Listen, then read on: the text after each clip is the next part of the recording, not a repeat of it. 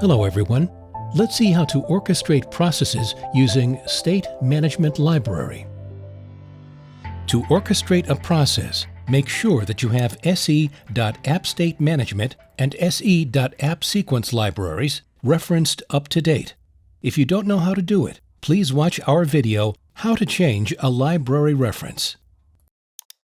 On the AppState Management library, drag and drop the State Manager CAT. Name it and map it. State Manager CAT is an interface that manages acting state sequences and state transitions. In other words, it makes a link to different sequences associated with each acting state of this process. You can open the Help to get more details by pressing F1.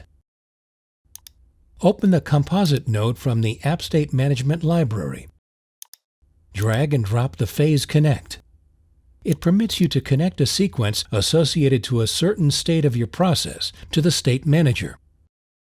Link it with the corresponding state of the State Manager CAT.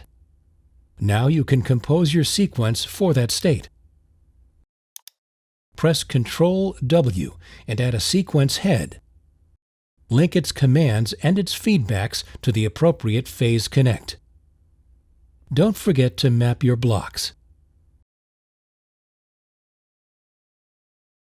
Then you can copy and create your sequence for a new phase.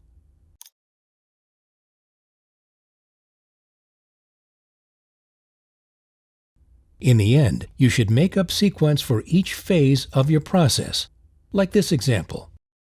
If you want to create a sequence, please watch our video, How to Make a Sequence.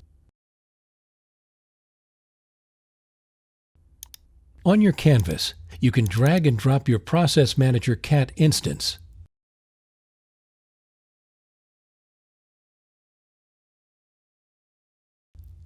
Start your HMI. Open the faceplate. The actual state is blinking. Commands can be received either from Input Interface of the block, from Symlink, or from HMI by pressing the button.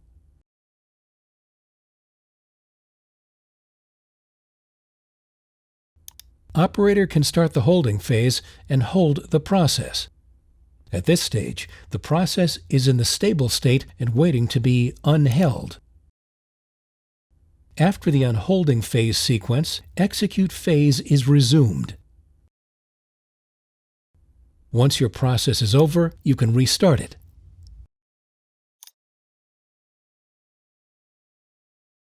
That's it. Now you know how to orchestrate processes using State Management Library.